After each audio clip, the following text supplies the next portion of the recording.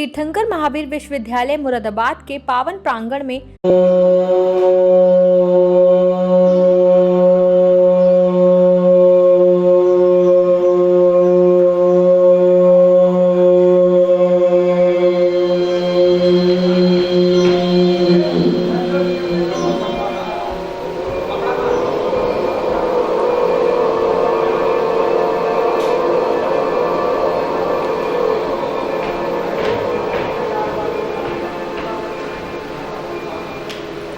नमो अरिहन्ताणं नमो सीताणं नमो अरिहन्ताणं नमो सीताणं नमो आयरियाणं नमो उवचायाणं नमो लोहिसव साहुणं ककी भटके हुए भवे पारी अगर मिल जाए, ककी भटके हुए भवे पारी अगर मिल जाए, टूटी बिना तो कोई तारे अगर मिल जाए, टूटी बिना तो कोई तारे अगर मिल जाए, ये तो दरियाए समंदर में पार करने के, ये तो दरियाए समंदर में पार करने के, गुरु आशीष की पतवारी अगर मिल जाए, गुरु आशीष की पतवारी अगर मिल जाए, गुरु आशीष की पतवारी अगर मिल जाए। जय बोलिए त्रिकालवर्ती त्रिलोकपूज्य विश्वाराध्य पंच परमेष्ठी भगवान की, जय बोलिए 24 तीर्थंकर भगवान की, परम पूज्य विक्षण के अनुपयोगी आचार्य भगवान गुरुदेव श्री बसु नंदी जी महाराज की, अहिंसा में विश्व धर्म की, द्वादशांग में जिनवाणी माता की, जयकारा जिनदेव का।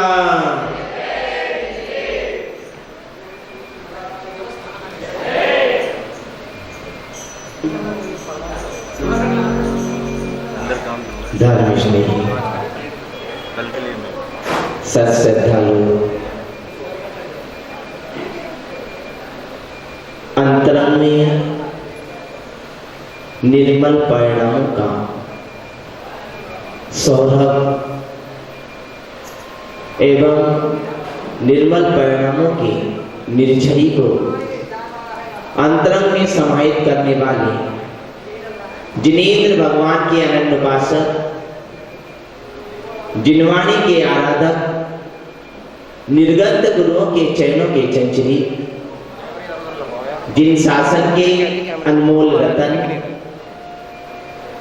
जिन्हें धर्म के अनुयायी, अत्यंत पुण्यात्मा, भव्यवर पुंडरी महानुभाव,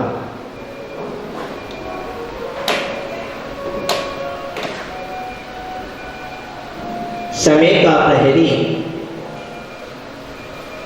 पुनः आपके सामने उपस्थित है और आपके सामने प्रस्तुत करता है उन इतिहास के पन्नों पे चित्रित विभिन्न रंगों से रंगीन उन चलचित्रों को, जिन्हें आप विगत लगभग 3 दिवस से दृष्टिगोचर कर रहे हैं और उसमें अपने जीवन के चलचित्रों को भी देख रहे हैं कि कहीं ना कहीं हमारा जीवन भी ऐसा रहा होगा।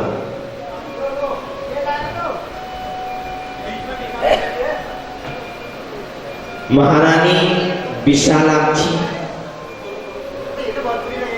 रंगनी,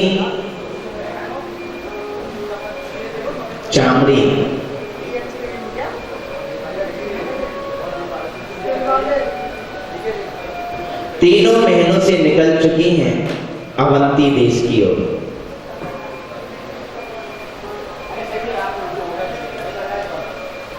अवंती देश वहां की वह पुण्य भूमि रूप राजधानी उज्जैनी नगरी, उज्जैनी नगरी में प्रवेश करने के लिए उनके कदम अग्रसर हैं और उनमें नाना प्रकार के विचार लिए हुए जा रहे हैं। वे तीनों योगिनियां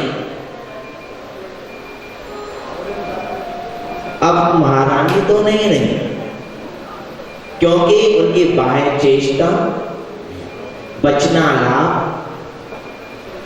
और अंतरंग के कुपरिणाम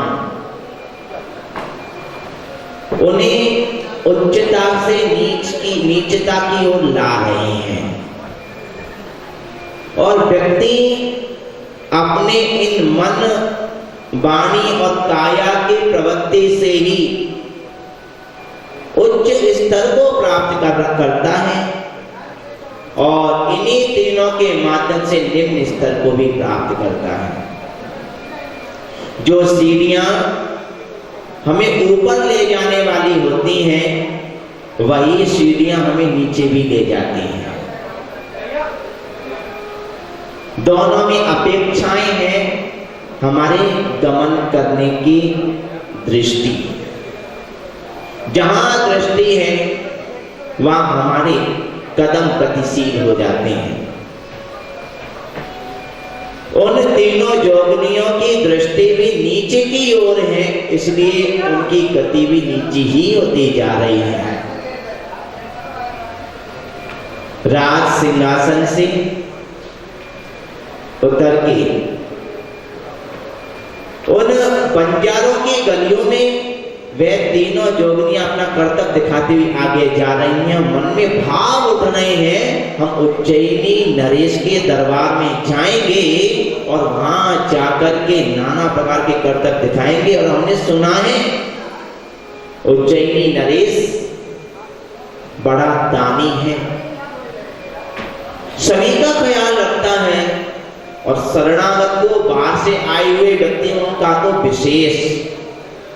तो हम भी वहां के लिए आगंतुक हैं, तो हमारा ख्याल तो विशेष रखा जाएगा। इसलिए हमें उज्जैनी नगरी में और वहां के महाराज के समीप में अपना कर्तव्य दिखाना चाहिए।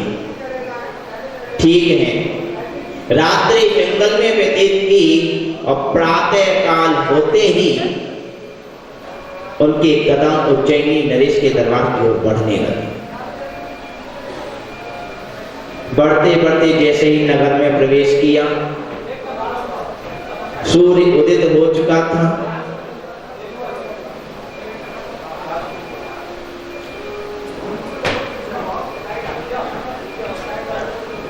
वह तीनों योगियां जैसे ही आगे बढ़ती हैं, देखती हैं एक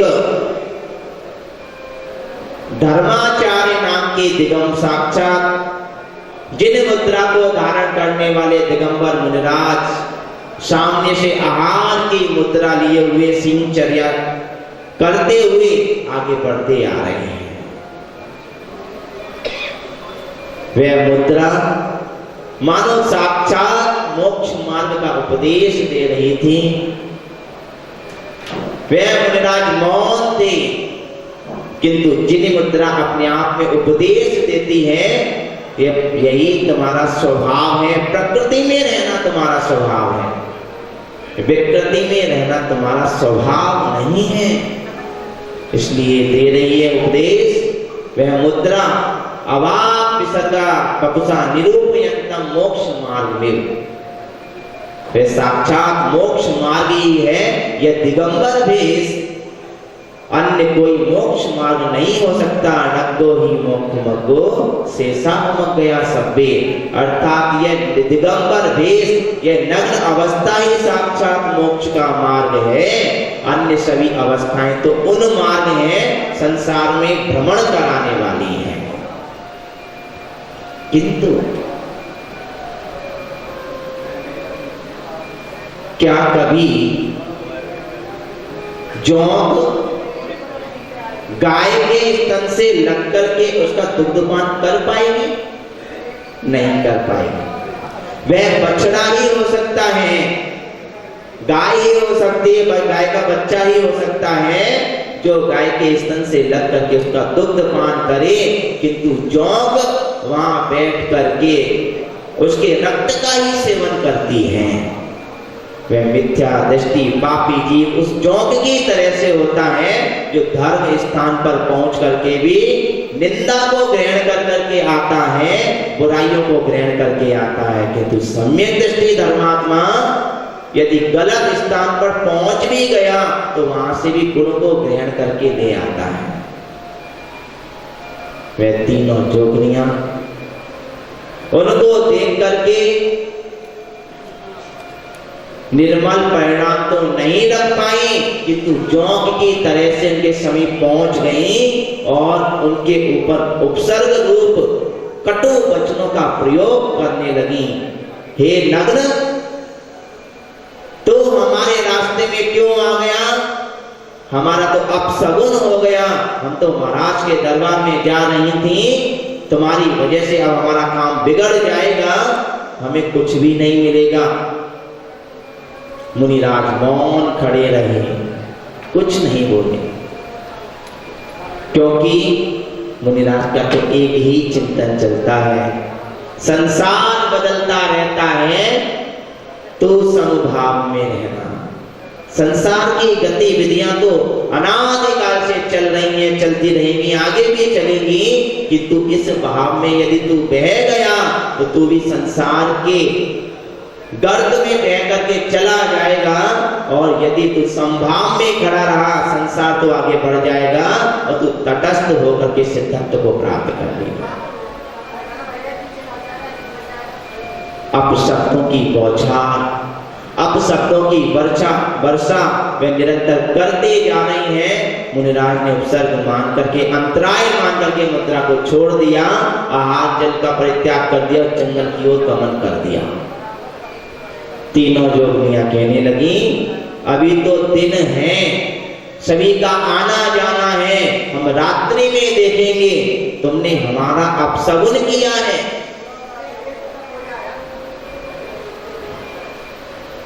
ज्वर जिसको चढ़ा हो उसे मीठा भी कड़वा लगता है, और स्वान को कभी घी नहीं पचता। सर्प को कितना भी दूध पिलाओ वे जहर ही उबलता है। उसी प्रकार इतना प्रबल निमित्त प्राप्त करके भी वे तीनों जोगनियां उस अमृत को ग्रहण नहीं कर पा रही थी, बल्कि वे जहर ही उबलती जा रही थी। उन्हें धर्म ध्यान का वह अमृत घी पच नहीं रहा था स्वान की भांति। वे तीनों जोगनियां पुनः इधर उधर भ्रमण करती हुई सोचने लगी, अब कल देखेंगे राज दरबार में जाना, आज पहले उस अपशगुन को ही देख ले। तीनों जोगियां रात्रि के अंधकार में वन में पहुंच गई, वहीं पहुंच गई यहाँ में धर्माचार्य नाम के मुनिराज विराजित थे, और वह स्त्री पर्याय में होते हुए भी इतना अभद्र व्यवहार करने लगी, इसकी कल्पना भी नहीं की जा सकती, शब्दों में कहा नहीं जा सकता। इतना अभद्र व्यवहार उनके साथ, मुनिराज के साथ करने लगी, उन पर उपसर्ग करने लगी, यहां तक कि जितने भी गंदे पदार्थ हैं उनके ऊपर डालने लगी। इतनी उनकी अभद्रता, बुद्धि उनकी विकृत होती जा रही है, और कहा जाता है विनाश काले विपरीत बुद्धि। विनाश काल में बुद्धि विपरीत हो जाती है, जैसे होनहार होती है बुद्धि भी वैसा ही काम करने लगती है। जिसका अच्छा होना होता है उसकी बुद्धि धर्म में लगने लगती है, धर्म कार्यों की ओर बढ़ने लगती है, किंतु जिसका पतन होना है उसके पहले से ही उसकी बुद्धि ऐसा काम करने लगती है। सूर्य उदय बाद में होता है कि किरणें पहले आ जाती हैं, अर्थात किरणें बता देती हैं कि सूर्य का उदय होने वाला है, प्रकाश होने वाला है। ऐसे व्यक्ति के जीवन में यदि पुण्य का उदय आने को होता है तो उसकी बुद्धि रूपी किरणें उसका सही काम करने लगती हैं। इसके विपरीत जब सूर्य अस्ताचल की ओर होता है तो किरणें सूर्य अपनी किरणों को समेट लेता है, फिर अस्ताचल की ओर चला जाता है। अर्थात पाप का उदय आने को होता है तो व्यक्ति की बुद्धि धर्म से दूर चली जाती है, उसकी बुद्धि में पाप में परिणाम होने लगते हैं, वे निरंतर पाप की भावना भाने लगता है। शरीर से पाप की क्रिया होती है, वचन से पाप के शब्द निकलते हैं और अंतरंग मन में निरंतर पाप रूप परिणामी राग द्वेष क्रोध मान माया लोभ कसायों के परिणाम निरंतर चलते रहते हैं। जब व्यक्ति का पतन होना होता है तब यदि आपको अपना भविष्य जानना है तो कुंडली दिखाने की आवश्यकता नहीं, आप सिर्फ अपने परिणामों को देख लें, आपको अपना भविष्य दिख जाएगा। यदि आपके परिणाम धर्म में हो रहे हैं तो आपका भविष्य उज्जवल है, और यदि आपके परिणाम पाप में हो रहे हैं तो आपका भविष्य अंधकार में है। इतनी सी बात है। किंतु वह योगिनी, उनका भविष्य तो अंधकार में था, इसलिए वे निरंतर उपसर्ग कर रही हैं। उपसर्ग करते करते सारी रात हो गई, प्रातः काल होने को हुआ, लोगों का आगमन जैसे ही होने को हुआ, और इतना उपसर्ग किया, कोई उनको घूसा मार रहा था, कोई लातों से मार रहा था, तीनों वह जोगिनी। किंतु प्रातः काल होते ही वे वहां से चली गई। मुनिराज ने अपनी समता रूपी धन को छोड़ा नहीं, समता नहीं छोड़ी। लोगों ने देखा अरे मुनिराज पर उपसर्ग हुआ है, तो धर्मात्मा प्राणियों ने, भव्य जीवों ने मुनिराज का उपचार किया, उनकी सेवा भैया रत्ती की और पुनः उन्हें स्वस्थ किया। किंतु निमित्त वही है मुनिराज, उन्हीं के माध्यम से भव्य जीवों ने पुण्य का आश्रय कर लिया और उन्हीं को निमित्त बना करके पापियों ने पाप का आश्रय कर लिया, और उस पाप के फल स्वरूप वे तीनों कन्याएं 7 दिन के अंदर शरीर में गलित कुष्ठ रोग को प्राप्त हो गई। कितने दिन में? 7 दिन के अंदर परिणाम मिला, उनके शरीर से गलित कुष्ठ बहने लगा। इसीलिए कहा जाता है किसी की भी निंदा करने से व्यक्ति नीच गोत्र का वंश करता है, और जिस समय निंदा करता है उस समय वह मिथ्या दृष्टि कहलाता है, क्योंकि नीच गोत्र का बंध मिथ्यात्व की अवस्था में ही होता है, और नीच गोत्र का कोई कारण बनता है वह दूसरों की निंदा और अपनी प्रशंसा, यह नीच गोत्र का कारण बन जाता है। महानुभाव, वह तीनों कन्याएं गलित कुष्ठ के कारण अत्यंत आर्त ध्यान करने लगी, और कुछ ही दिनों में वह मृत्यु को प्राप्त करके आत्म रौद्र ध्यान से मरण को प्राप्त करते हुए वह तीनों कन्याएं नीचे पंचम नरक की पृथ्वी को प्राप्त हो गई। 5वें नरक में पहुंची, वह नाना प्रकार के दुखों को झेलने लगी, अत्यंत दुर्दर कष्टों को सहने लगी, और निरंतर वहां भी आत्म रौद्र ध्यान कर रही हैं। अब वह रंगिनी, चामरी और विशालाक्षी के जीव कहां पर? 5वें नरक में। और महाराज विश्वलोचन जिनका जीव पहले स्वर्ग में देव हैं। अब देखते हैं कौन कहाँ जाएगा, आगे क्या होना है अभी बताने की बात है, अभी बता दें। चलिए बता देते हैं। वह तीनों उस 5वें नरक में गई। 17 सागर की उनकी उम्र थी। 17 सागर की आयु वहां पर उन्होंने प्राप्त की।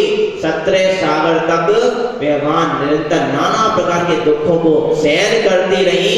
कभी कढ़ाई में उबलते हुए तेल में डाला जाना, कभी करौंद से शरीर को फाड़ा जाना, सेमर के वृक्षों के पत्तों के द्वारा हाथ पैरों का कट जाना, बैतरणी नदी में खून को पीना, उनके ही मांस को उनके द्वारा खिलाया जाना, नाना प्रकार के दुखों को वे सहन कर रही हैं। और 17 सागर की उम्र पूर्ण करके 17 सागर तक दुख सहन करके वहां से निकल के वह बिल्ली बनी। फिर बिल्ली के पर्याय से सुग्री बनी, सुग्री की पर्याय से फिर श्वान की अवस्था को प्राप्त हुई और वहां से आकर के मुर्गी बनी और मुर्गी बनकर के वहां से भी कसाई के द्वारा काटने पर आंखों पड़ाव से मरी। और फिर कुछ पाप का भार कम हुआ तो वहां से आकर के वही तीनों कन्याएं जो पीछे बैठ कर के मुनिराज का उपदेश सुन रही थी, जिनमें से जो विशालाक्षी का जीव था वह कानी थी, जो रंगनी का जीव था वह लंगड़ी थी, और जो चामड़ी का जीव था वह लूली थी और अत्यंत काली थी, अत्यंत कुरूपा थी। उन्हें देख करके अंगभूषण मुनिराज की सभा में महाराज महीचंद्र जो अवंती देश पुष्पपुर नगर के राजा थे, उन्हें उन तीनों कन्याओं से राग उत्पन्न हो रहा था। तो महाराज अंगभूषण कह रहे थे, हे महाराजन महीचंद्र, जो पहले स्वर्ग में आप देव थे वहां से आकर के आप राजा महीचंद्र हुए हैं। हाथी की पर्याय से देव पर्याय में गए, वहां से आकर के राजा महीचंद्र हुए हैं। और राजा महीचंद्र जो आपको राग उत्पन्न हुआ है, इनमें से जो कानी है वो आपकी पूर्व में पत्नी थी विशालाक्षी महारानी, और शेष दो हैं वो उनकी दासी थी रंगनी और चामड़ी, ये तीनों वही कन्याएं हैं। मुनिराज के उपदेश को सुनकर के महाराज महीचंद्र को वैराग्य उत्पन्न हुआ और उन्होंने तत्काल ही यथाजात दिगंबर अवस्था को स्वीकार कर लिया। और दिगंबर अवस्था में नाना प्रकार के उत्तम उत्तम तप को करके उसी भव से समस्त घातिया और आतिया कर्मों को नष्ट करके सिद्धत्व को, मोक्ष को प्राप्त कर लिया। अब शेष नहीं वे तीनों कन्याएं कुरूपा, जिनके गर्भ में आते ही पिता की मृत्यु हो गई, जन्म होते ही मां की मृत्यु हो गई, दूसरों के झूठन को खा करके भीख मांग करके वे भोजन अपना उदर पूर्ति कर पाती थी। अब उनको भी जाति स्मरण हो गया, वह भी महाराज महीचंद्र के समीप में पहुंच गई और पूछने लगी, हे पूज्य गुरुदेव, हमने अपने पूर्व भव को जान लिया, आज हमारा हृदय बहुत दुखित है, हमने कैसे मुनिराज पर ऐसा उपसर्ग किया, इतना बड़ा पाप किया, कोई तो उपाय बताइए जिससे हम उस पाप से मुक्त हो सकें। तो महाराज महीचंद्र कहने लगे, हे भव्य जी, व्रत एक ऐसी चीज होती है, इस व्रत के माध्यम से व्यक्ति नाना प्रकार के पापों को क्षण भर में नष्ट कर देता है। इसलिए अपने जीवन में कोई ना कोई व्रत नियम संयम अंगीकार करो। बिना व्रत नियम संयम के आज तक किसी का कल्याण नहीं हुआ। कहा, कौन सा व्रत स्वीकार करें? मुनिराज बोले, अंगभूषण मुनिराज कि यदि आपको व्रत करना है तो रत्नत्रय से बड़ा व्रत नहीं है, और आपके अगर रत्नत्रय की पात्रता नहीं तो आप रत्नत्रय अर्थात लब्धि विधान व्रत को करें। यह वही व्रत है जो प्रथम तीर्थंकर श्री ऋषभदेव के पुत्र, जिन्होंने सर्वप्रथम इस काल में मोक्ष को प्राप्त किया, ऐसे अनंत वीर जो केवली हुए, अनंत वीर नाम के केवली, उन्होंने इस लब्धि विधान व्रत को किया था, जिसके प्रभाव से वे आदिनाथ भगवान से पहले भी मोक्ष को प्राप्त हो गए। आप भी उस व्रत को करें। वर्ष में वो आपके पाप और पुण्य का और उसका वो करता है, और जब वो सूर्यास्त होता है तो क्रोध मान माया बुद्धि जो पतन के कारण होते हैं सूर्यास्त के साथ, वो भी हमको गर्त में ले जाते हैं। सही है, हमारे संचालक महोदय क्या है, सही है, सही है, बताइए। लगभग ठीक है, अभी प्रॉपर ठीक नहीं, लेकिन लगभग ठीक है, फिर भी ठीक है, लगभग ठीक है तो ठीक ही मान लेते हैं। आपका उत्तर सही है, इसको प्रॉपर ठीक हम कर देते हैं। जब सूर्य उदय होता है तो उससे पहले उसकी किरणें आ जाती हैं, किरणें संकेत दे देती हैं कि सूर्य उदय होने वाला है। ऐसे ही जब पुण्योदय होने वाला होता है, जब हमारे जीवन में उन्नति होने वाली होती है, सुख आने वाला होता है, तो पहले हमारी बुद्धि धर्म में हो जाती है, और पाप आने वाला होता है तो हमारी बुद्धि पाप में हो जाती है। आपका तो सही। आइए चलो सभी को एक साथ बता देंगे। अगला प्रश्न, जो तीनों योगियां कहीं जा रही थी, उन्हें रास्ते में एक मुनि महाराज मिले थे, उन महाराज का नाम क्या है? वाह, तीनों जो जा रही थी जोगियां, उनका नाम क्या है? मुनि महाराज। हाँ, तीनों जोगियां जा रही थी, रास्ते में कौन से मुनि महाराज मिले? बताइए। एक ऐसे। हाँ बताइए।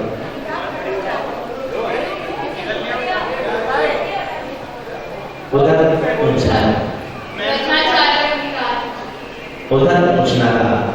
चलिए कोई बात नहीं, धर्माचार्य नाम के मुनिराज, कोई बात नहीं, उधर से कौन इधर आ गई, फिर भी आंसर ठीक है, कोई बात नहीं, कर्तव्य से उत्तर का स्वागत कीजिए।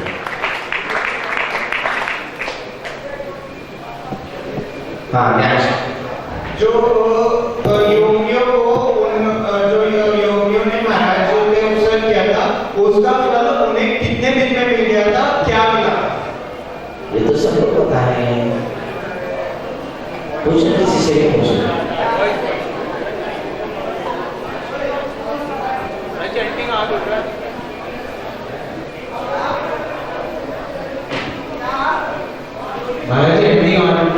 आप किसी से पूछेंगे, जाके आगे किधर आगे, माने पुरुष वर्ग में पूछना है, एक पुरुष वर्ग में, आप पुरुषों के लिए जबकि बॉयज में हो गया, फिर गर्ल्स में हो गया, आप बॉयज में।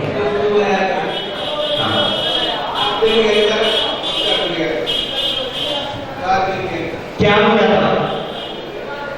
7 दिन के अंदर क्या मिला था? कौन सा काम करेंगे? 17,000 सागर क्या मिला? 17,000 असरनिया नहीं।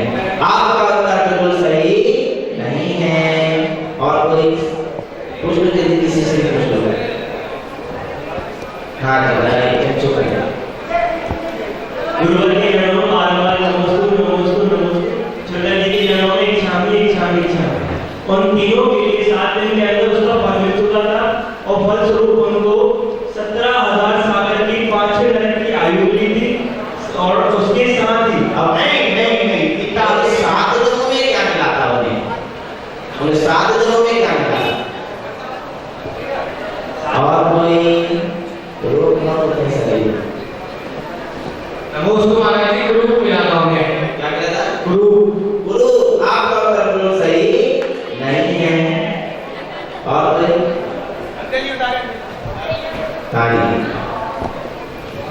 मोस्टू महाराज जी। उनको गलत कुछ हो गया था तीनों को। वाह, 7 दिन में उनको गलत कुछ रोग हो गया था। आपका बिल्कुल सही है, आपको भी पुरस्कार दिया जाएगा। कितने हो गए?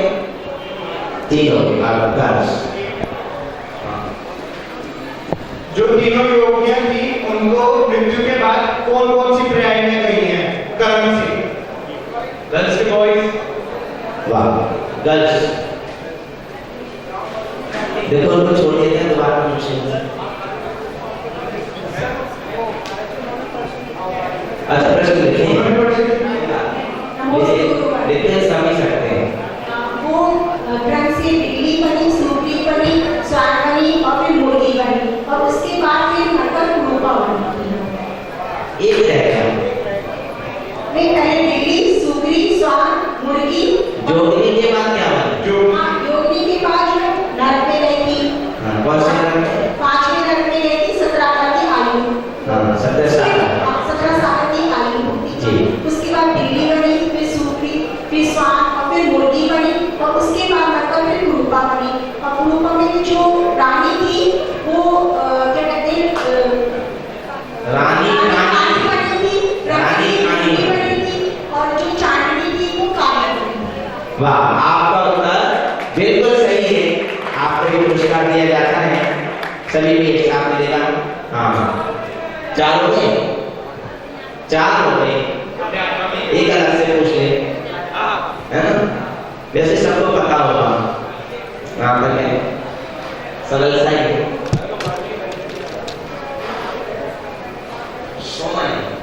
अलग है।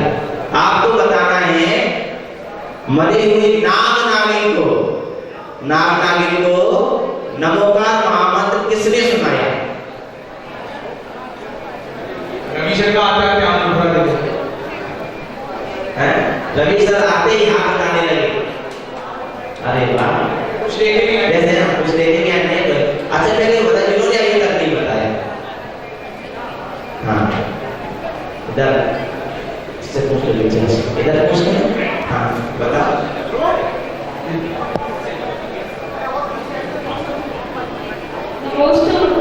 जी।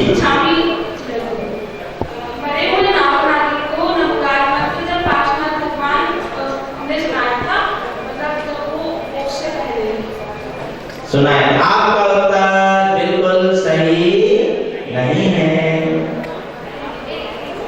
एक बार तो बता दीजिए।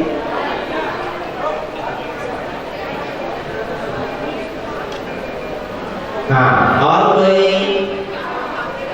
ट्राई कीजिए। इधर से कोई है? वो पानी के लिए निकले थे तब उन्होंने सुनाया। आपका उत्तर अभी भी सही नहीं है। और कोई? नहीं। हाँ, और कोई? पूछते जाइए। इधर से, कभी उधर से। जी। जब उनका जी पार्श्वनाथ भगवान का जो जी था, जब वो जवान थे और वो अपने दोस्तों के साथ वन में सैर के लिए निकले थे। हमने कब नहीं पूछा, हमने पूछा है किसने सुनाया? राजकुमार पास में। आपका उत्तर बिल्कुल सही नहीं है।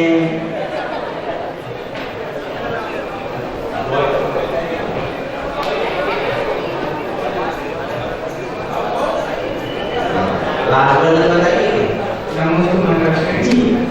नाग नागिन को पार्श्वनाथ ने सुनाया था। पार्श्वनाथ ने सुनाया था। आपका उत्तर भी बिल्कुल सही नहीं है।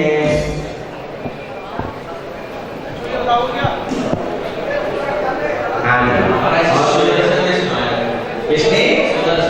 सुदर्शन ने सुनाया था। आपका उत्तर तो बिल्कुल ही सही नहीं है।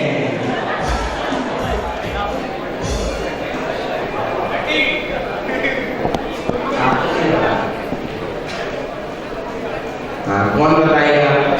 सब लोग AI चेक कर रहे हैं। गूगल तो चला गया AI है।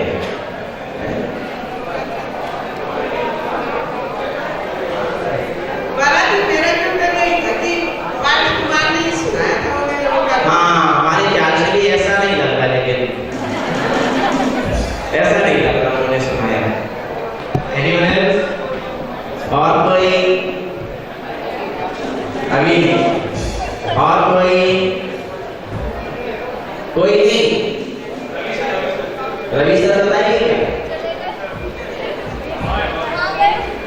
रात में रवि कहाँ से आए? दिन में आए। हाँ जी, और कोई? मरे हुए नाम आगे को नमकार मंत्र किसने सुनाया? हाथ ऊंचा हो रहा है किसी का भी? और नहीं, जिसने बता दिया वो नहीं। ओ हाँ, नया हाथ चाहिए।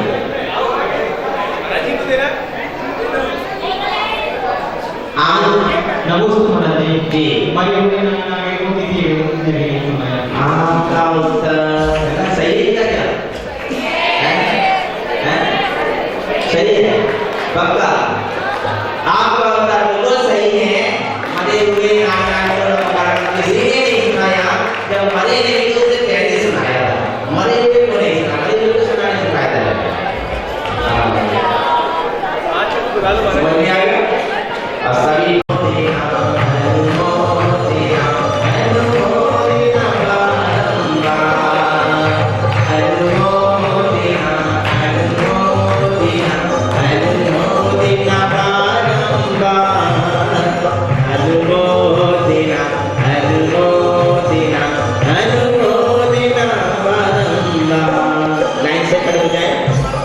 पुरस्कार देने के लिए हमारे फैकल्टी हैं यहाँ पर।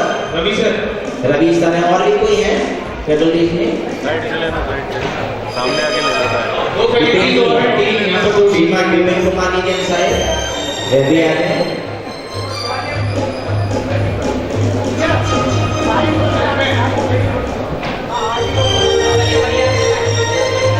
और कौन है? देखो सबके नाम हम जानते नहीं।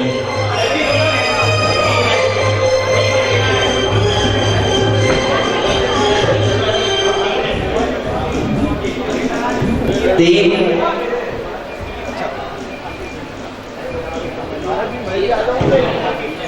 श्रीमान आशीष कुमार जी सीए साहब कौन है? अवश्य रवि जी बताओ जी। ऐसे हैं वो रवि तो रात होते ही डूब जाते, उनके डूबते रात हो जाती है, लेकिन ये तो दिन में भी है रात में भी है। चलिए हाँ, पुरस्कार दीजिए। कर्तव्य से अनुमोदना करें सबकी।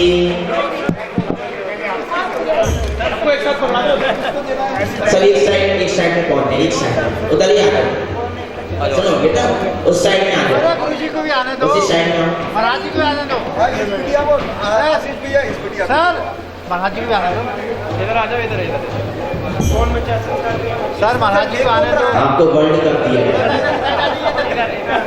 एक पुरस्कार खोल के दिखाओ, खोल के। उनके आप वर्ल्ड कप। एक और चलिए जिनवाड़ी से आज जिनवाड़ी से कर लेते हैं क्योंकि समय ज्यादा हो गया। शेष कल, ठीक है? सभी लोग अपने स्थान पर खड़े हो जाएं। महुरम विसिदम पिय गंभीरम वेदयरमिमिदम सिरजिनिमानिम अरिगन्तिमयं सियावायमयं निरुपममिसमं सिरजिनिमानिम जिन सपंगादोरे सरितम पविचेति हरम सिरजिनिमानिम वारस्यांगेयं संजोतम लोए पूजमे सिरजिनिमानिम कंठादिपचोकारणे रहितं तयरोये हरम सिरजिनिमानिम जगि मंगलमि जगि कल्याणिम परिमामि सया सिरजिनिमानिम परिमामि सया सिरजिनिमानिम परिमामि सया सिरजिनिमानिम। सभी मंत्रों का सार ओंकार यादें हम सब मिल जपे नमोकार नमोकार।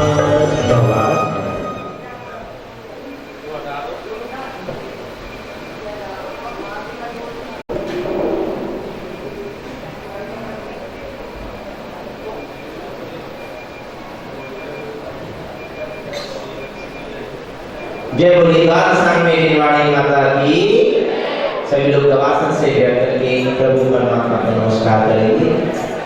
हे स्वामी विचालम अंजेनी पूजेमी वंदामि नमस्कामि नमोस्तु नमोस्तु। हे गुरुदेव नमोस्तु नमोस्तु नमोस्तु। आपस में हंसते और मुस्कुराते हुए बोलेंगे। कल के लिए पहली प्रश्न तो यही है कि निर्वाणी स्तुति को याद करके आएगा उन्हें पुरस्कृत किया जा सकता है।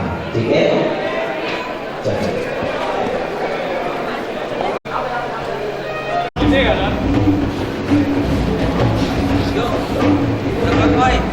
पूरा खुलवा दो ना, अच्छा लगेगा।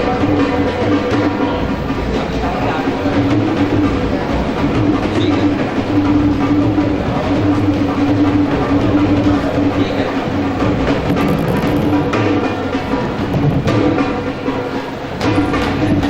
भैया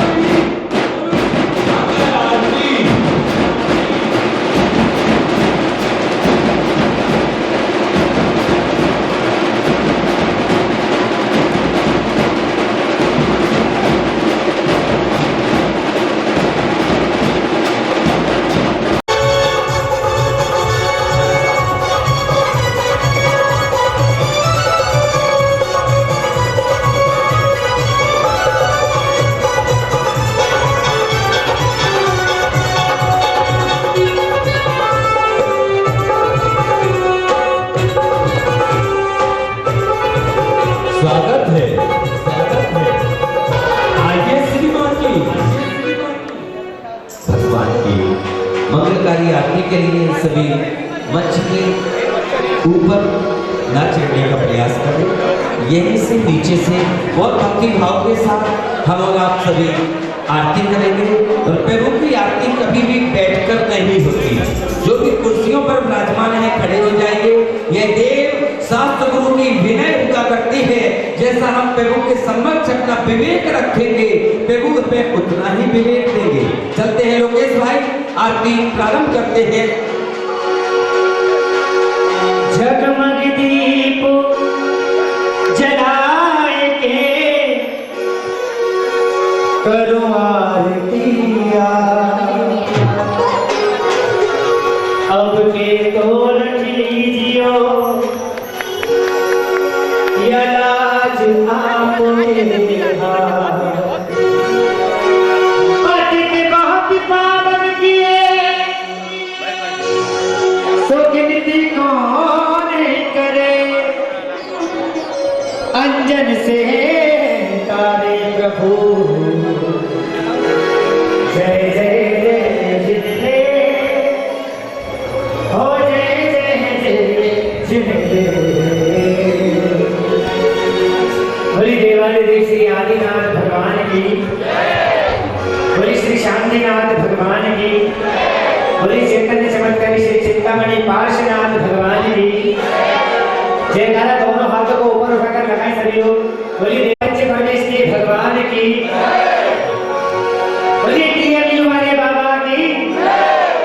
हो बाजे छम छम छम छम, बाजे घुंघरू बाजे घुंघरू, हाथों में दीपक लेकर आरती करो।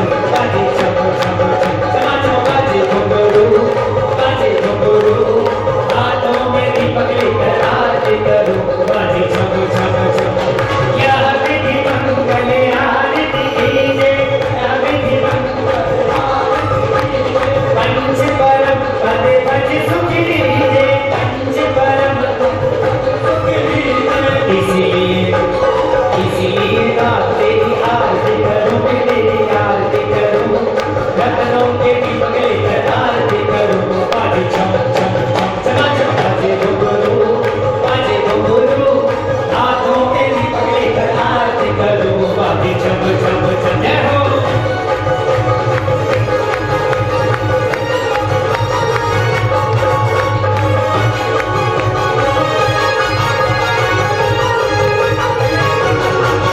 और पहली आरती श्री जिति राजा,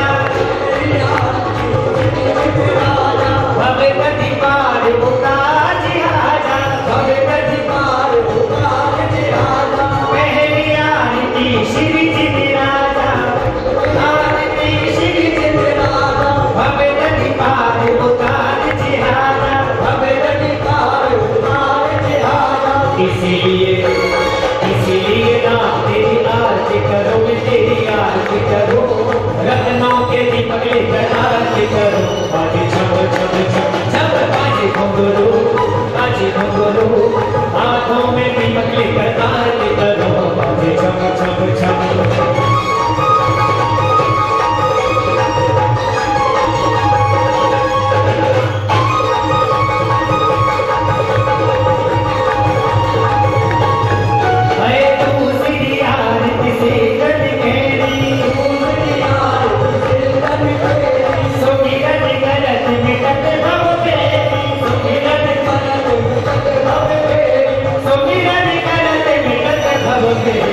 और सारे सभी लोग दोनों हाथों में, जिनके हाथों में दीप नहीं है, भगवान की आरती कर रहे हैं। 3 लोग के नाथ की आरती कर रहे हैं। बड़े आनंद के साथ झूमते हुए हैं भगवान से।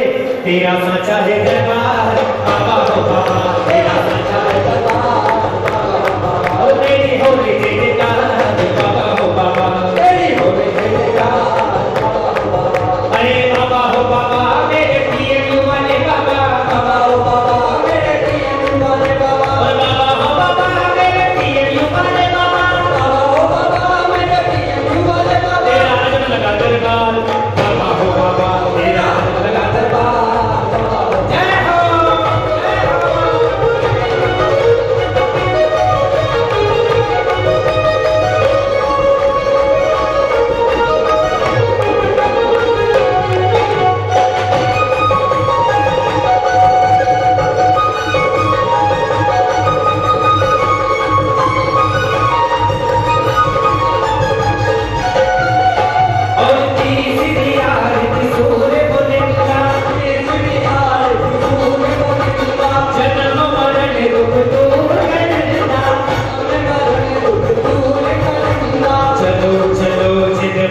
मंदिर में, चलो चलो शिव मंदिर में, पाप कटेंगे एक क्षण में। हाँ चलो चलो शिव मंदिर में, चलो चलो शिव मंदिर में, पाप कटेंगे एक क्षण में। अरे पाप कटेंगे एक क्षण में।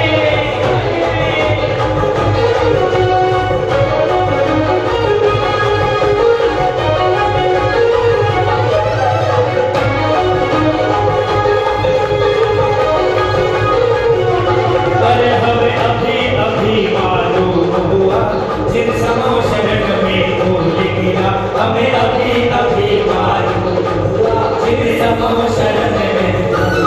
और जब देख लग जाता हारों में हुई मणियां चटकी लड़ियां लटकी, हुआ श्री जगदेव का शुभागमन। तुम ही वंदना तुम ही सुंदरम तुम ही हो सत्यम शिवम, तुम ही वंदनम तुम ही सुंदरम तुम ही हो सत्यम शिवम। तुम और चौथी आरती श्री हो बचाया, दर्शन दे आया, और दर्शन दे गए पाप बनाया। होली खेले जी महावीरा जीवन में, होली खेले महावीरा।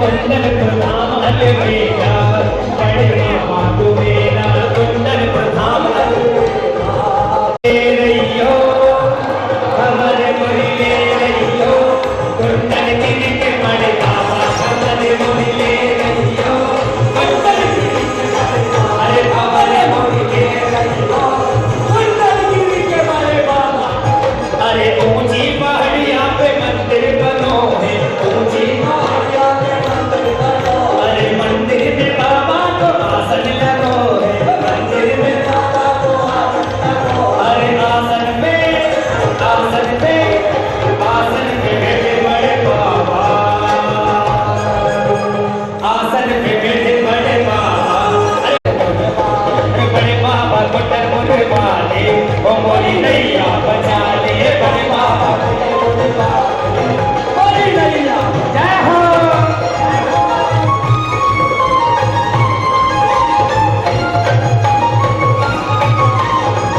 हो पंखड़ा खड़ा पंखड़ा हो पंखड़ा पंखड़ा हो पंखड़ा पंखड़ा रे और के नाट्यम यूं में पंखड़ा रे अरे पंखड़ा रे और के नाट्यम यूं में पंखड़ा रे भैया से कहना तेरे भक्त आ गए महावीरा से कहना तेरे भक्त आ गए अरे पंखड़ा हो पंखड़ा पंखड़ा हो जय हो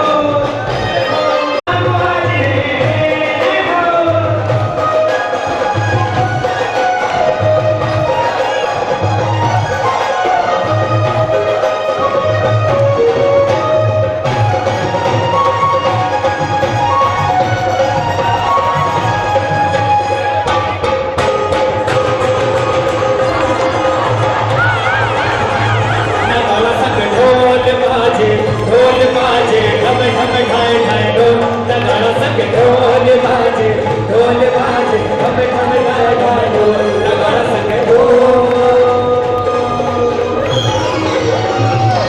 बोली महावीर भगवान के समो शरण की अभी मैं बोल रहा हूँ मेरे पीछे बोलो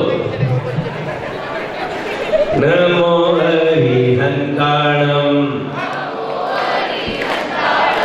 नमो सिद्धाणम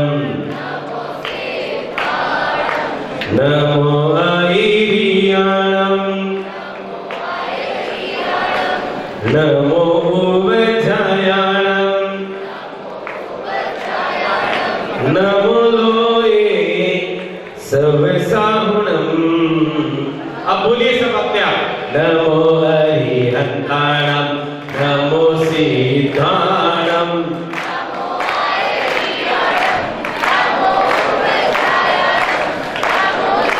मैं कई बार देखता हूँ जब आता हूँ यहाँ पर जब बच्चे बहुत सारे होते हैं और कोई नृत्य चल रहा होता है और उस समय वहां बैठकर ऐसी हुटिंग करते हैं स्कूल कॉलेज वाली हुटिंग तो चलती है ना हाँ हंसेंगे भी तो बड़ी तेज तेज ऐसी आवाज नमोकार मंत्र की नहीं निकल रही है एक बार नमो हरिहंताणम नमो सिद्धाणम नमो आईरियाणम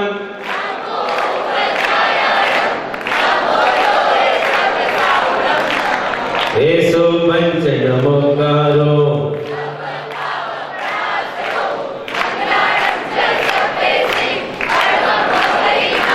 बोले देवादेव श्री आदिनाथ भगवान की बोले देवादेव श्री ऐशत्र पार्श्वनाथ भगवान की बोले देवादेव श्री महावीर भगवान की 24 तीर्थंकर भगवान की पंच परमेश्वरी भगवान की द्वादशांग जिनवाणी माता की कल्पद्रुम महामंडल विधान की चारित्र चक्रवर्ती आचार्य श्री शांति सागर जी महाराज की बोले पूज्य गुरुदेव गिरनार गुरुआचार्य निर्मल सागर जी महाराज की बोले संत शिरोमणि आचार्य श्री विद्यासागर जी महाराज की बोले परम पूज्य आचार्य श्री वासु पूज्य सागर जी महाराज की बोले परम पूज्य आचार्य श्री वसुनंदी जी महाराज की बोले परम पूज्य उपाध्याय श्री प्रज्ञानंद जी महाराज की बोले आदिका प्रभु श्री ज्ञानवती माता जी की, समस्त 3 कमलों करोड़ मीरा चतुर्विधि संघ की, बोले परम पूज्य सुंदर श्री समर्पण सागर जी महाराज की जयकारा गुरुदेव का। जय भाई लोग कैमरे वाले, अहिंसा चैनल वाले, तू बैठ जा। अब दिक्कत क्या है, कैमरे का साइज से तेरा साइज ज्यादा बड़ा है, तू सेट करके बैठ जा। देखिए जो बच्चे पीछे खड़े हैं, मोहित क्या बात है बेटा, ये अभी डिस्टरबेंस क्यों है अभी तक?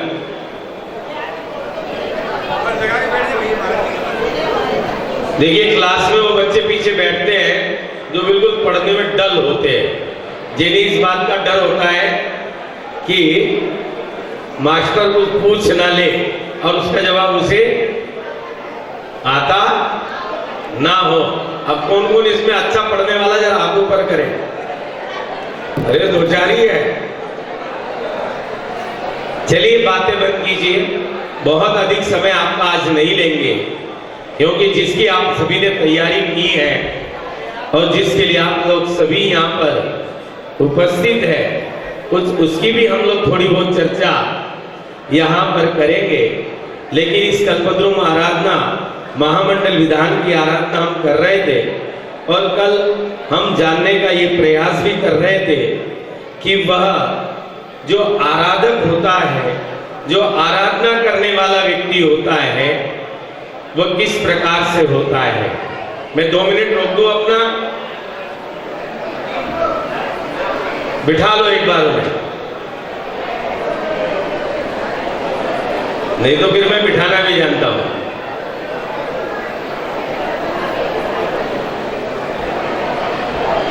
बोलिए महावीर भगवान की, बोलिए महावीर भगवान की, बोलिए महावीर भगवान की। देखो जितना मैं शोर कराना जानता हूं उतना चुप करना भी जानता हूं। कोई मेरे लिए पहली बार नहीं है और नई बात नहीं है। चलिए बैठ जाओ बेटा, वहां पीछे बैठ जाओ, नीचे। ये जितने पीछे खड़े हो जाओ, काली शर्ट, बैठ जाओ सब वहां से। ये आगे वाले, ओए अपनी चोंच बंद कर बेटा।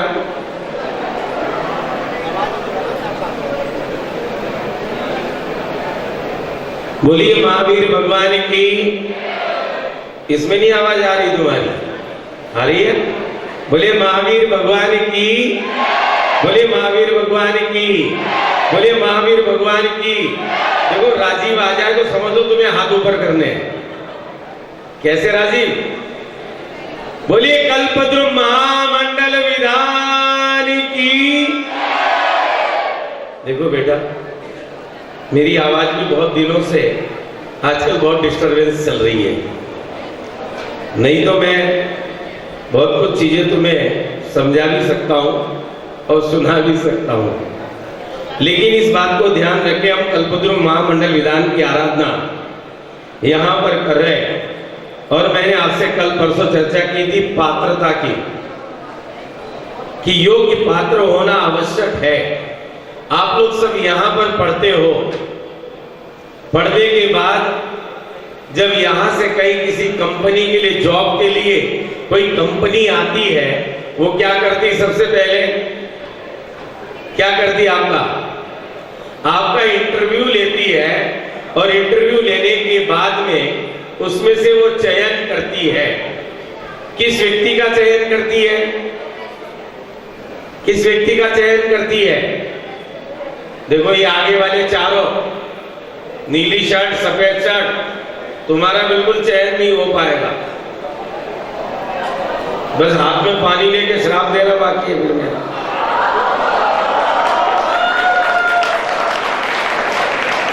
ऐसा करूंगा नहीं, मैं तो तुम्हारे उज्जवल भविष्य की कामना ही करता हूं। जितने भी यहां पर है, कोई ना कोई किसी ना किसी रूप में, अभी इन 2-4 दिनों में तो इतने बच्चे मुझे मिल गए, उन बच्चों को भी नहीं पता होगा कि उनके पिताजी की शादी नहीं हुई, उससे पहले उनके पिताजी मेरे पास आते जाते रहे हैं। बहुत सारे बच्चे ऐसे हैं। लेकिन मैं पात्रता की बात कर रहा था। आपका इंटरव्यू होता है, 50 बच्चों का इंटरव्यू लिया जाता है, उसमें से कितने बच्चे सिलेक्ट होते होंगे? बस। तुम्हारा रिकॉर्ड बड़ा खराब है। इसका मतलब तुम यहाँ पर पढ़ते नहीं हो। यहाँ पर तुम पढ़ते नहीं हो, यहाँ कैंपस में घूमते रहते हो। मैं सब देख रहा हूं और अभी से नहीं देख रहा हूं। बहुत सारे बच्चे तो ऐसे होंगे जिनका जन्म भी नहीं हुआ होगा, तब से देख रहा हूं मैं, तब से देख रहा हूं यहां। लेकिन आप एक बात ध्यान दो, उसमें से कितने बच्चों का चयन होता है? 4 या 5 या 6, 7 बच्चों का चयन होता है। अब मुझे बताओ, 50 में से 5 का चयन हुआ, 45 का क्यों नहीं हुआ? 45 का क्यों नहीं हुआ?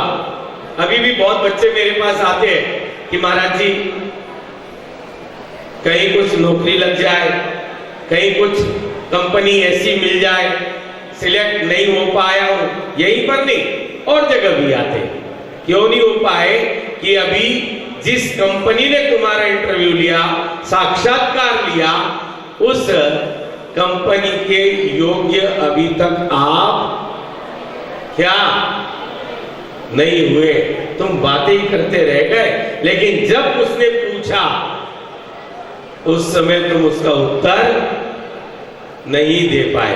अभी मेरे पास बच्चे आते रहते हैं, मिलते रहते, मैं उनसे पूछते रहता हूं, बता कहां से है, कौन सा कोर्स कर रहा है, क्या पढ़ाई करी, कौन से ईयर में तूने क्या क्या पढ़ लिया। उसमें से एक आध बात, जितनी अकल है तुम्हारे जितना मैं बिल्कुल पढ़ा नहीं पाती। तुम मेरे से सब ज्यादा पढ़े लिखे हो, मेरे से तुम 3 क्लास ऊपर पढ़ रहे हो सब। मैं सिर्फ 9th पढ़ा हुआ हूं, बस सिर्फ 9वीं क्लास पढ़ा हुआ हूं। 87 में मैं 10th में आया था और घर से चला आया। कितने में? 87 में। अब समझ लो मैं 9th, तुम मेरे से ज्यादा पढ़े लिखे हो, लेकिन मैं तुम्हारे बीच में से पूछ लेता हूं। आज मेरे पास एक डेंटल की बेटी थी, बीडीएस कर रही थी, एक शायद फार्मेसी की थी। मैंने उससे पूछा, मैंने बता तुम्हें पहले साल में क्या पढ़ाया, दूसरे साल में क्या पढ़ाया, तीसरे साल में क्या पढ़ाया। मैंने पूरा बॉडी स्ट्रक्चर तुमने पढ़ा या नहीं पढ़ा? मैंने बता बॉडी में कितना खून होता है, पूरी बॉडी में। एमबीबीएस वाले भी ध्यान रखो, कोई मुझे टकरा जाए मैं पूछ लूंगा कि कितनी हड्डियां तुम्हारे शरीर में है। हाँ, कितनी? 206। तुम्हें स्कूल में पढ़ाया जा रहा, कॉलेज में पढ़ाया जा रहा, एमबीबीएस वाली हो नहीं। तो कहने का आशय ये कि हम पात्रता, तो इसीलिए यहां पर आचार्य कहते हैं कि जब तक उसके अंदर उसकी योग्यता नहीं होगी, तब तक वो पुण्य का अर्जन उतना नहीं कर सकता है। पूज्य महाराज श्री ने सुबह कौन कौन था पूजा में, विधान में एक सम्यक की चर्चा की है ना, कि सम्यक दर्शन क्या होता है, सम्यक दर्शन कौन प्राप्त कर सकता है, उसके क्या क्या गुण होते हैं, और उस गुणों के आधार पर उसको सम्यक की प्राप्ति होती है। उसी तरह से आचार्य कहते हैं सिर्फ माला डालने से शादी नहीं हो जाती, कोर्ट में जाके साइन करने से शादी नहीं हो जाती है, वस्त्र उतार देने से कोई मुनि नहीं हो जाता है, जब तक उसके ऊपर योग्य संस्कार क्या ना हो जाए। भगवान के आप पंच कल्याणक करते हो, आपने देखा होगा भगवान के जब कल्याणक होते हैं, आज आपको एक झलक वहां से शुरू होगी कि जो तीर्थंकर भगवान का जन्म कैसे होता है, किस रूप में होता है, उसकी झलक बहुत सारे मध्य प्रदेश के, उत्तर प्रदेश के बहुत सारे बच्चे, राजस्थान, गुजरात आदि से हैं। मैं समझता हूं कोई भी उसमें से ऐसा नहीं हो जिसने पंच कल्याणक आज तक ना देखा हो। बताओ कोई है जिसने पंच कल्याणक ही ना देखा हो? है आप लोगों में से कोई? चाहे किसी ने छोटे देखे हो, किसी ने बड़े देखे हो, किसी ने बहुत बड़े देखे हुए हो, सबने भगवान के पंच कल्याणक। आपने देखा होगा कि भगवान के जब पंच कल्याणक होते हैं तो पांचों कल्याणकों के संस्कार उन पर किए जाते हैं। कौन से संस्कार किए जाते हैं? जो उस समय भगवान के साथ जो उनके तीर्थंकर प्रकृति का जो नियोजन था, जब जब जो जो होने वाला था, मैंने कल भी कहा था, महाराज जी ने भी कहा था, तीर्थंकरों के जीवन के साथ बहुत सारी चीजें इस समय जो घटित हुई वो काल के प्रभाव से हुई, अन्यथा वो नहीं होती है। लेकिन जो जो उस समय भगवान ऋषभ देव के साथ हुआ वही पंच कल्याणक के माध्यम से या उन्हीं संस्कारों के माध्यम से उस प्रतिमा को प्रतिष्ठित किया जाता है। इसीलिए उनको भगवान का रूप दिया जाता है। तब हम कहते हैं कि ये पाषाण से परमात्मा बनाने की ये विधि है। तो इसी तरह से जब कोई अनुष्ठान किया जाता है, जब तक मैंने आपसे अभी 3 दिन पहले कहा था कि आचार्य दर्शन महाराज ने एक मंत्र सिद्ध करने के लिए दिया और उस मंत्र में एक शब्द घटा बढ़ा कर दिया, तो उसके परिणाम स्वरूप वहां पर जो कुरूप देवियां प्रकट हुई।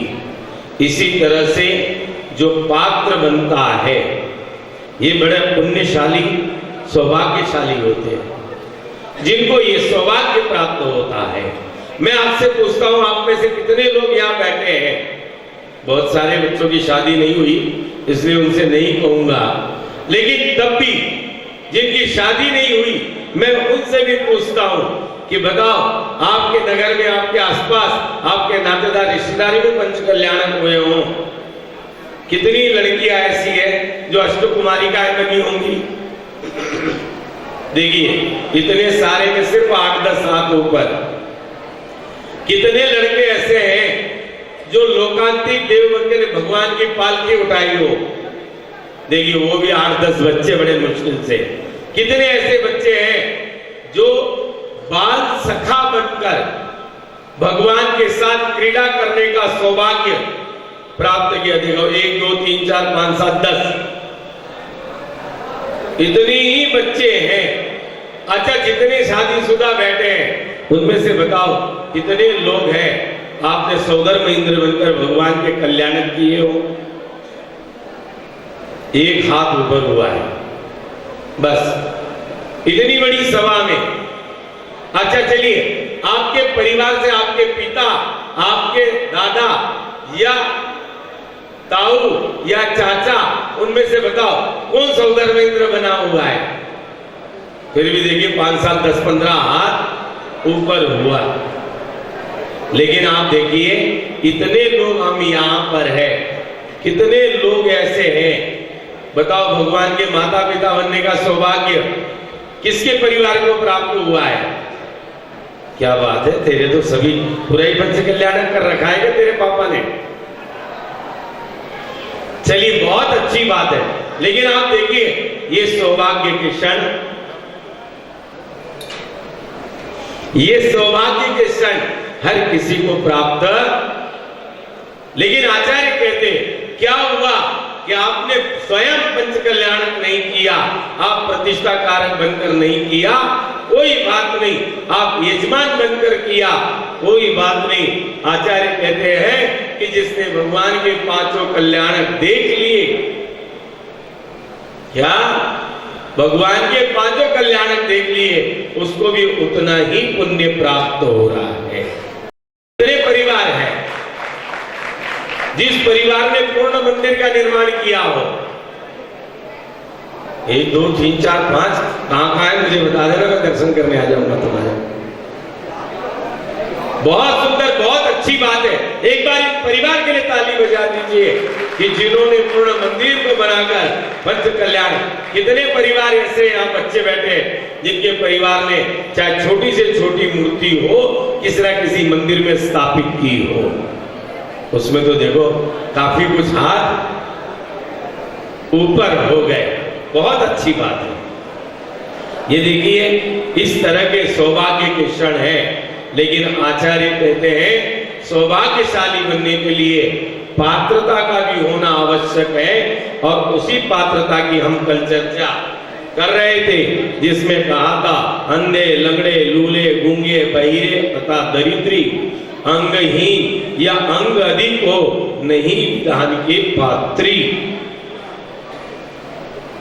यदि कोई व्यक्ति अंधा है, लंगड़ा है, लूला है, गूंगा है, वैसे एक कहावत है, अंधा लूला लंगड़ा लूला जो सरगंजा हो उनसे बात तब करे हाथ में डंडा हो। बोले एक कदम वो आगे रहते हैं, लेकिन यहां पर आचार्य कहते हैं वह अनुष्ठान करने के पात्र नहीं बन सकते हैं। तो ऐसे अनुष्ठान करने की पात्रता यदि आपके अंदर है, उसके बाद कहते कुष्ठ, जलोदर तथा भगंदर, ज्वर, क्षय, रोग शरीरी नहीं विधान के है अधिकारी तथा हीन व्यापारी। यहां पर कहते हैं कि जो ऐसा व्यापार भी करते हो, कैसा व्यापार, जैसे जूते, चप्पल, शराब, हड्डी व्यापार, चमड़ा आदि का व्यापार भी यदि करते हो, वह व्यक्ति भी विधान करने का, उसमें अनुष्ठान करने का पात्र नहीं हो सकता है। देखिए समय अपनी गति से आगे बढ़ रहा है और जिसके लिए आप लोग यहाँ पर एकत्रित हैं वह सुधर्म सभा, जो सौधर्म इंद्र की सभा होती है, जिनकी वेशभूषा इंद्र की वेशभूषा की भी बात इसमें की जाती है, उसकी चर्चा हम थोड़ा सा और कल करेंगे। लेकिन ध्यान रखना, जो सौधर्म इंद्र की सुधर्म सभा जिसे कहा गया, जहां पर सौधर्म इंद्र अपने सभी के साथ बैठकर तत्व चर्चा करता है। आज मैं आपको इतनी बात जरूर बता देना चाहता हूं, आप भी पंच कल्याणक देखते हैं, उन पंच कल्याणकों में आज हंसी ठिठोले वहां पर किए जाते हैं, मनोरंजन किए जाते हैं। लेकिन एक बात ध्यान रखना, सुधर्म सभा में, सौधर्म इंद्र की सभा में कोई भी ठिठोले, हंसी मजाक, उल्टी सीधी नहीं होती है। वहां पर यदि कुछ होता है तो वहां पर तत्व चर्चा होती है। और कौन सी तत्व चर्चा होती है? जो इस समूह शरण के माध्यम से तीर्थंकर की ध्वनि गणधर ने सुनी, अंग रचे चिद ज्ञानमयी सो जिनवर वाणी। यदि वहां 7 तत्वों की चर्चा होती है तो जिनेंद्र भगवान की वाणी से प्राप्त चर्चा होती है। वहां पर इस तरह की व्यवस्था नहीं होती है। कई लोग, मैं कई जगह पर टोक भी देता हूं, इसीलिए टोक देता हूं, ये देखिए ये प्रिंट मीडिया के साथ ये रिकॉर्डिंग मीडिया है, इलेक्ट्रिक मीडिया है, इसमें जरा आपने इस तरह से आयोजन दिखा दिया और बाद में इस आयोजन को किसी अन्य व्यक्ति ने देखा तो समझेगा कि आपके तीर्थंकर का जीवन क्या ऐसा था, आपके धर्म में इस तरह की बात होती है, इस तरह का चलता है क्या। लेकिन इसीलिए इतनी शालीन सभा वो होती है कि जहां पर सौधर्म इंद्र होता है, जो ऐसी ऐसी तत्व चर्चा करते हैं, उसके दरबार में बैठकर देवलोक जो हम सोच भी नहीं सकते वो चर्चाएं वहां होती है। इसीलिए आप लोग आज इस कल्पद्रुम महामंडल विधान के निमित्त से आप सभी का सौभाग्य है, आप सभी का पुण्य है कि आप भगवान के समूह शरण के दर्शन तो कर रहे हैं। चाहे भले हमें प्रत्यक्ष में दर्शन न मिले हो, परोक्ष में दर्शन मिल रहे हैं, लेकिन दर्शन तो हम कर रहे हैं। वहां तक समूह शरण के सन्निकट जा भी रहे, लेकिन उस समूह शरण में पहुंचने के लिए, सम्यक दृष्टि बनने के लिए बहुत कुछ त्यागना पड़ेगा, बहुत कुछ समझना पड़ेगा, बहुत कुछ समर्पण करना पड़ेगा, तब कहीं जाकर सम्यक्त्व की आराधना। आचार्य कहते हैं वर्तमान में सम्यक दृष्टि पता कैसे होते हैं? जुगनू की तरह। कैसे होते हैं कि जिस तरह से आभा मंडल में कहीं कहीं एकाध इतने कीड़े मकोड़े पैदा होते हैं शाम के समय, उसमें से एकाध जुगनू कहीं उड़ता हुआ नजर आता है, उसी तरह से सम्यक दृष्टि जीव होता है। अब स्वयं को विचार करना है कि मेरा सम्यक कितना है और मैं क्या क्या कर रहा हूँ, कितनी धर्म मूर्ता कर रहा हूँ, कितनी देव मूर्ता कर रहा हूँ और कितनी लोक मूर्ता भी कर रहा हूँ। मेरे अंदर कितनी विपरीत मान्यताएं हैं, उन सब को जानने के लिए अब तत्व चर्चा को सुनने और समझने के लिए हम सभी यहाँ पर आज एकत्रित हैं। कल्पद्रुम विधान के 5 दिन का समय 30, 31, 1, 2 और 3 पूजा आराधना का समय निकल गया। अब 4, 5, 6 और 7 में तो सिर्फ हवन होगा और 5 में दिग्विजय रथ की यात्रा निकलेगी, भगवान की शोभा यात्रा निकलेगी। अब पूजा के जब सही तरह से देखे जाए तो 2 दिन और है, 4 तारीख और 6 तारीख। 5 तारीख को तो बहुत थोड़ी पूजाएं यहाँ पर होगी। वह अवसर अपने हाथ से ना निकल जाए, क्योंकि अभी शायद 5 तारीख की भी छुट्टी है। अभी उस छुट्टी का भी सभी लोग सदुपयोग करेंगे और इस भगवान के दिव्य समूह शरण में सब लोग जानेंगे। पूज्य महाराज जी के मुखारविंद से भी हम तत्व चर्चा सुन रहे हैं। जो प्रश्न किया जाता है उस प्रश्न का उत्तर भी हम लोग जान रहे हैं। तो आए चलते उस दिव्य समूह शरण की, और उससे पूर्व भगवान के जब कल्याणक होते हैं, जब मैंने आपसे कहा था कि हम भगवान से कुछ न करें, सिर्फ एक ही कामना करें, और वो कामना करें कि गर्भ समय में रत्न जो बरी से उनमें से एक रत्न नहीं जाओ। जन्म समय शिरोदधि से देवों ने किया नवन नहीं चाओ। फिर क्या चाहूं, सुन ले सुन ले सुन ले, जो चित्त को निर्मल शांत करे रे, जो चित्त को निर्मल शांत करे, क्या वही गंधोदक मुझे दान कर दे। हे भगवान, जो गर्भ में आप आए, रत्नों की वृष्टि हुई, मैं भिखारी नहीं हूं कि मैं रत्न उठाता फिरूं। मुझे ऐसे रत्नों की कामना नहीं, मुझे वो भी कामना नहीं भगवान कि जो आपका 1008 कलशों से अभिषेक हुआ, इसकी भी मुझे कोई कामना नहीं भगवान। सिर्फ मैं आपसे अपेक्षा करता हूं, जो चित्त को निर्मल शांत करे रे, जो वही गंधोदक तेरे 5 हुए, तेरे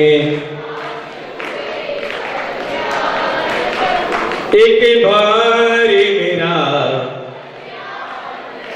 एक बार मेरा, बस भगवान से एक कामना करना, भगवान ठीक है आपके 5 कल्याण हुए, मुझे 5 कल्याण की आवश्यकता नहीं, आप तो मुझे सिर्फ कल्याण कर दे।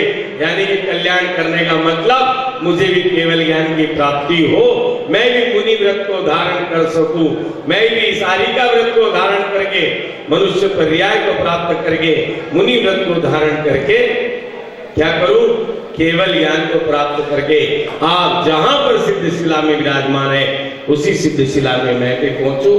ओम नमः सिद्धेभ्यः।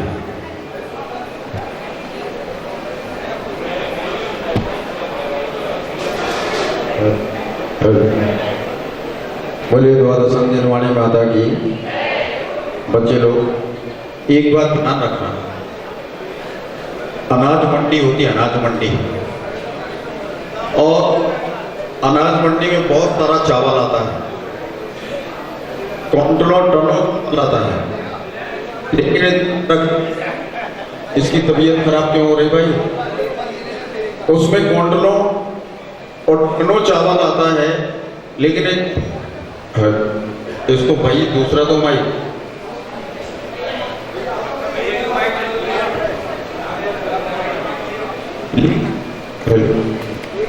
लेकिन उसमें भी जो भाग्यवान होते हैं तो वो मंदिर तक पहुंचते हैं, और उसमें भी जो भाग्यवान होते हैं तो कुछ अभागे ऐसे होते हैं कि पांव धोते समय वो जमीन में टपक जाते हैं, और जो भाग्यवान होते हैं तो मंदिर की बेदी तक पहुंच जाते हैं। उसमें भी कुछ अभागे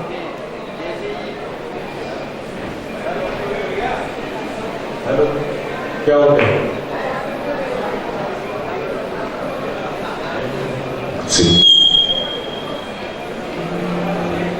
देखो भैया, हम 20 साल से तंत्र मंत्र पढ़ रहे हैं, अब आगे तुम ध्यान रखो, माइक बंद ना हो।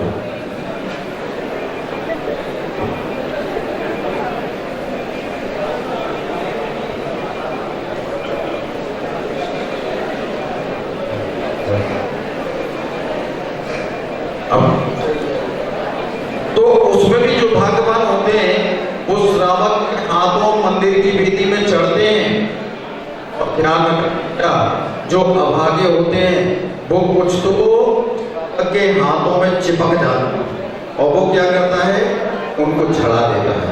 और जो बिल्कुल किस्मत टूटे वाले होते हैं वो टेबल पर चढ़ के और लुढ़क लुढ़क के नीचे गिर जाते हैं, और भाग्यवान होते हैं वो भगवान के चरणों में रहते हैं। ध्यान रखना, आप भी उन भाग्यवान अक्षतों की तरह हो जो भगवान के चरणों में चढ़ गए, नहीं तो कुछ तो लुढ़क। हेलो हेलो क्या हो गया? वही खड़े हैं, वही स्टूल रख लेंगे। तो ध्यान रखना, अभी जैसे आपके यूनिवर्सिटी में करने की छुट्टी थी, जैन जो लोग थे वो बाहर संडे को कहाँ जाते थे लोग? आउटिंग जाते। तो कुछ बच्चों को तो इसमें दिक्कत हो गई कि हम के आगे जैन लगा था तो हमें बाहर नहीं जाने दिया गया। लेकिन बेटा रखो, ध्यान रखो, यहाँ पर मंदिर में दर्शन करने से आप अटेंड